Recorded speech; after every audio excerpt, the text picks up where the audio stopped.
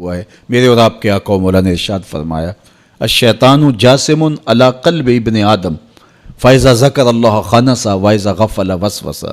شیطان اولاد آدم کے دل پہ قبضہ جما کے بیٹھ جاتا ہے، جب یہ اللہ کا ذکر کرتا ہے تو بھاگ جاتا ہے، جب یہ ذکر چھوڑتا ہے تو وسوسہ اندازی کرتا ہے۔ تو شیاطین تو انسان کو مار ڈالنے پر آمادہ ہیں، اور وہ ایک لمحہ بھی نہیں چاہتے کہ یہ نیکی اور خیر کی کسی راہ کا مسافر ہو۔ تو ماہ رمضان میں شیطان بندھا ہوا بھی ہو اور انسان نیکی کے ماحول پہ ہوں، نیکی کی راہوں پہ ہوں، سجدوں میں اللہ کی حضور آنسوؤں کا خراج دے رہے ہوں، قرآن مجید کی تلاوت معمول زندگی ہو، تو شیطان کو تو ایک آنکھ نہیں بھاتا، وہ تو کہتا ہے بس میں چھٹ لوں، پھر عید کے دن ہی نپٹ لوں گا تم سے۔ اب اگر شیطان کے چھٹنے سے قبل ہم نے نفس کو کنٹرول میں کر لیا، قابو میں کر لیا، تو شیطان چھٹ کر بھی کچھ نہیں کر پائے گا، ورنہ وہ نفس کے ساتھ مل کے اور زیادہ ہمیں بگاڑنے کی کوشش کرے گا۔ اس لیے یہ ہمارے لیے ایک اہم اور سنہری موقع ہے کہ ہم نفس پہ قابو پا لیں۔ اب وہ کیسے پایا جا سکتا ہے؟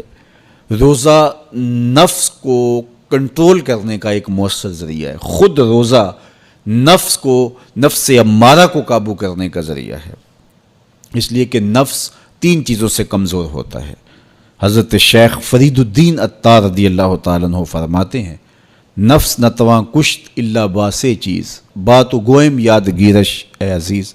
نفس نہیں مرتا، لیکن اگر 3 چیزیں ہوں تیرے پاس تو پھر نفس کو قابو کرنا کوئی مشکل بھی نہیں ہے، اس کو کمزور کرنا کوئی زیادہ مشکل بھی نہیں ہے۔ وہ 3 چیزیں کون سی ہیں؟ خنجر خاموشی و شمشیر جو، نیزائے تنہائی و ترک ہجو۔ خاموشی کا خنجر، بھوک کی تلوار اور تنہائی کا نیزہ، یہ 3 چیزیں نفس کی کمزوری کا سبب اور ذریعہ ہیں۔ اب روزہ ان 3 چیزوں کو پیدا کرتا ہے۔ بھوک اور پیاس کے ذریعے سے نفس کمزور ہوتا ہے، تو روزہ بھوک اور پیاس ہے۔ اور میرے اور آپ کے آقا و مولا نے ارشاد فرمایا یا معاشر الشباب من استطاع منکم الباءۃ فلیتزوج فإنہ اغض للبصر واحسن للفرج فمن لم یستطع فعلیہ بالصوم فإنہ لہ وجاء۔ اے جوانوں کے گروہ، تم میں سے اگر کوئی نکاح کرنے کی طاقت رکھتا ہے تو دیر نہ کرے، فوری نکاح کر لے، اس لیے کہ یہ نظر اور پاکیزگی کا محافظ ہے۔ اور اگر کوئی نکاح کرنے کی فی الحال پوزیشن میں نہیں ہے تو وہ کثرت کے ساتھ روزے رکھے، اس لیے کہ روزے قاطع شہوات ہیں۔ تو بھوک خواہشات کو کمزور کرتی ہے۔ دوسری بات، تنہائی، یہ مجلس کے شر سے بچانے کا ذریعہ ہے، چونکہ چند مجلسیں ہوتی ہیں جو انسان کے لیے خیر لاتی ہیں، زیادہ اختلاط لوگوں کا سوائے نقصان کے اور کچھ نہیں دیتا۔ اس لیے العافیت فی العزلہ فرمایا گیا کہ عافیت تنہائی میں ہے۔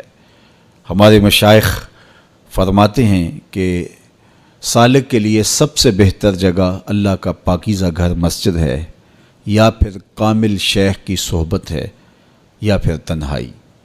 چوتھی جگہ سوائے ہلاکت کے اور کچھ نہیں ہے۔ اچھے لوگوں کی صحبت یقیناً اچھائی کا رنگ دیتی ہے، اور مسجد کی حاضری، مسجد کے اندر وقت کا گزارنا یقیناً باطن کے سنوارنے کا سبب ہے، نہیں تو پھر تنہائی ہی بہتر ہے۔ اور بری مجلس سے، برے جلیس سے، برے ساتھی سے تنہائی ایک بہت بڑی دولت ہے۔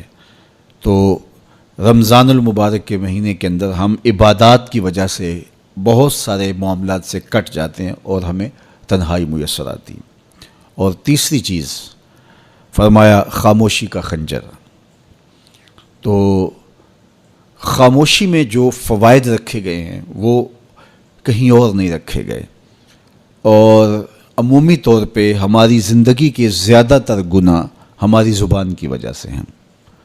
غیبت زبان کی وجہ سے ہوتی ہے، جھوٹ زبان کی وجہ سے ہوتا ہے، بہتان زبان کی وجہ سے ہے، سب و شتم زبان کی وجہ سے ہے۔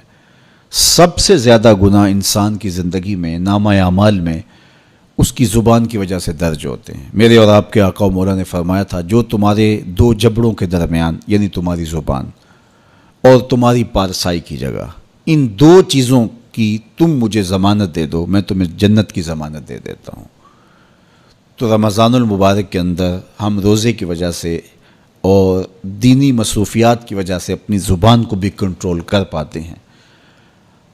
فرمایا کہ اگر تم سے کوئی شخص الجھے، تم سے کوئی لڑے، کوئی بحث کرنا چاہے، تو تم کہو انی صائمٌ، میں تو روزہ دار ہوں، تو یہ کہہ کے آپ اپنی جان چھڑا سکتے ہیں۔